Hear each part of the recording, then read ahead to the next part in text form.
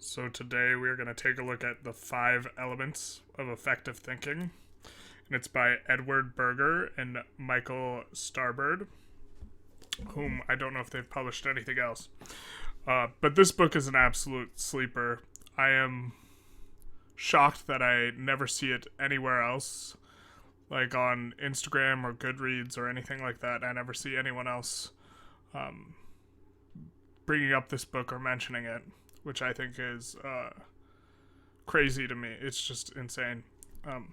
So what the book does is it takes the 4 Aristotelian elements and stylizes them in a way that you link them with a particular thinking habit, and the 4 habits together are particularly useful. So let's just quick overview. You have Earth, and for Earth, they recommend the thinking ideal of understanding things deeply and really mastering the basics. And I think that this is extremely important. One example that's not in the book, but I remember is Mikhail Tal, world chess champion, would watch educational videos for kids on chess, and someone asked him, why are you watching that? And it's like, well, why are you asking Mikhail Tal what he does? It's clearly the best. Then there's fire. And fire for them is making mistakes and going through the process of making mistakes in order to understand better. I think one of the large impediments for taking action is this fear of failure.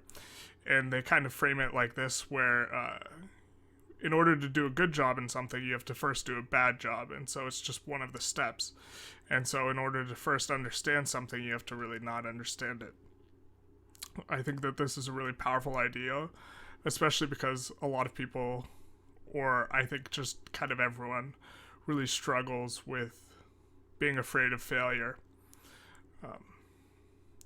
Then there's water, which is understanding the flow of ideas, how new ideas are built on the backs of old ideas, and so you can look back at old ideas, and then in order to better understand new ideas, and then you can also project forward to think of what are the types of new ideas that might come up.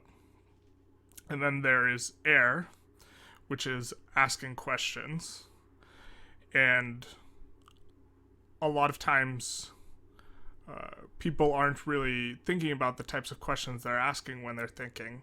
But when you make them explicit, you make it clear what you're focusing on. And sometimes you're not asking the right questions, right? And so getting good at asking questions is really important for finding out what's important, because a lot of times people focus on the thing that's not particularly important.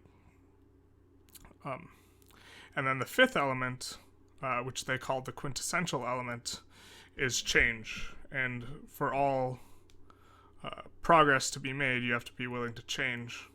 And so they kind of talk about bringing it all together and being willing to update your processes.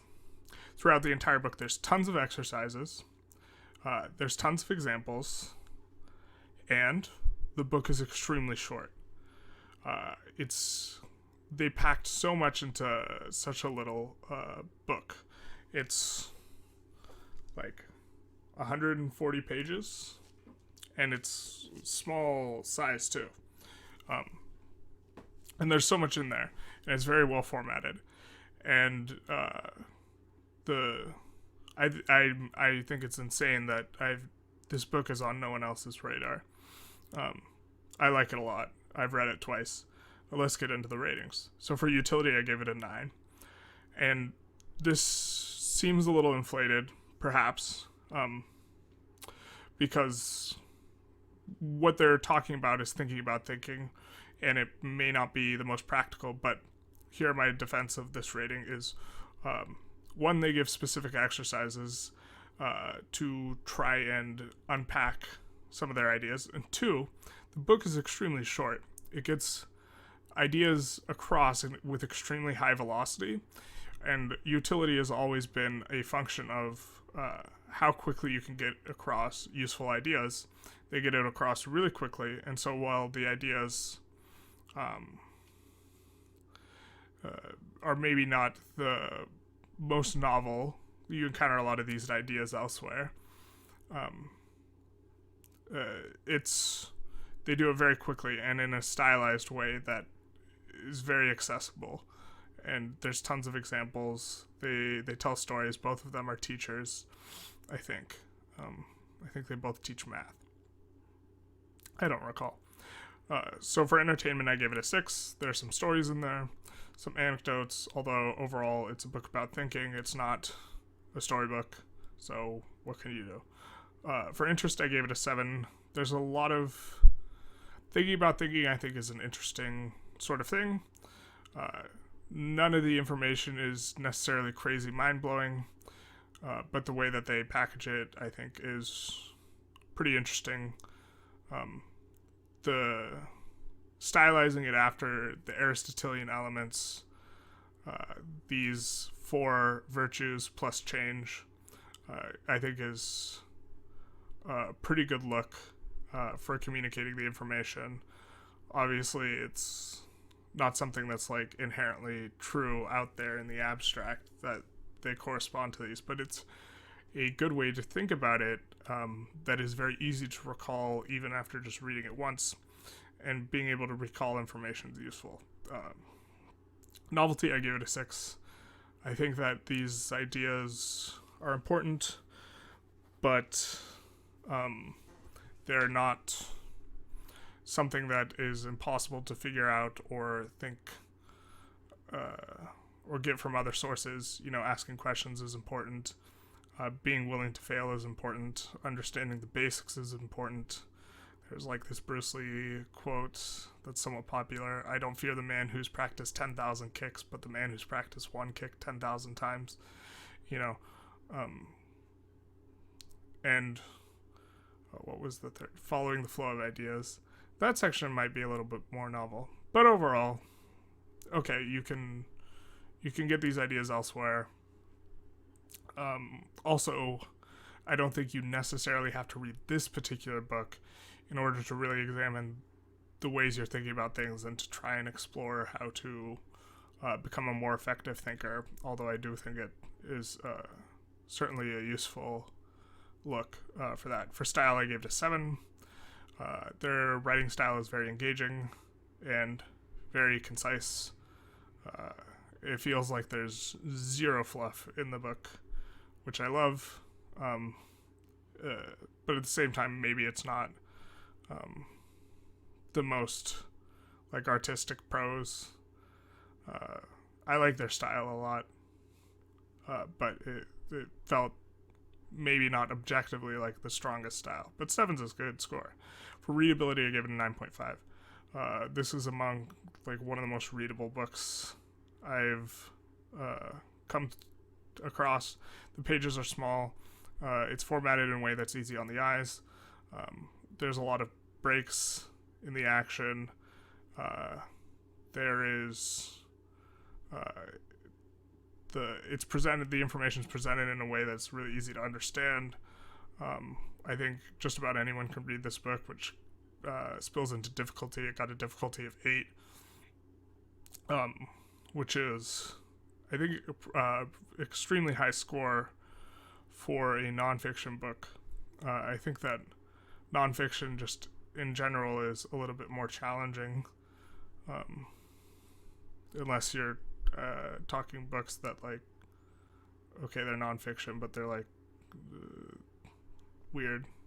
Like Everybody Poops, I think, is a nonfiction book, right? But like, okay, books that are about like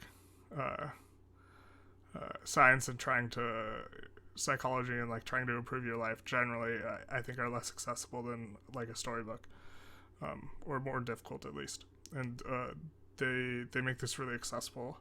There's not a single person, I think, who, if they wanted to become a more effective thinker, would think, oh, I don't want to recommend this book because it's too challenging. And so that brings us to this idea of recommendations. I think that this is a book that I actually, if someone specifically like wants to become smarter, or wants to become a more effective thinker, this is a book that I'm very quick to recommend, especially because, or especially for people who don't read a lot. I'm more prone to recommend this book because it is so short, and I think that finishing a book and establishing momentum is really important if you haven't read a book in quite some time. And then there is, for people who have read a lot, I think that the stylizing after the elements thing is really interesting, as well as the exercises, as a bit of a shake-up to just perhaps reading while not being engaged. Also, the book is extremely short, and it's hard to emphasize enough that, when you're reading stuff to try and extract utility out of it, you shouldn't be thinking of it in terms of the value of the entire book. You should think of it as like value per page. And so extremely long books are going to have a lot of use in them, but it might not be a lot of value per page. If you have a 500 page book that say has like 300 pages of value, then it might have more value overall than this book, but this book's 140 pages, and so you could read 3 of these in the time it takes to read one 500 page book. Probably more. I would broadly recommend this to anyone who's engaging in an intentional way of trying to better themselves as far as becoming a more effective thinker. I don't think it's be-all end-all sort of guide or has all of the answers or anything like that. I don't think it's comprehensive, but it's extremely short, thought-provoking, and has a lot of useful stuff in there.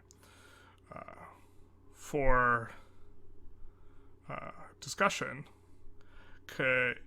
I like this idea of stylizing the elements in terms of effective what have you. So does anyone have an idea of 5 elements of effective something else? So they could be effective soft skills, let's say. So maybe earth is getting good sleep and fire is exercising, or something to that effect. The 5 pillars of having a good life as far as elements go, I think could be an interesting discussion. All right, everyone have a good one.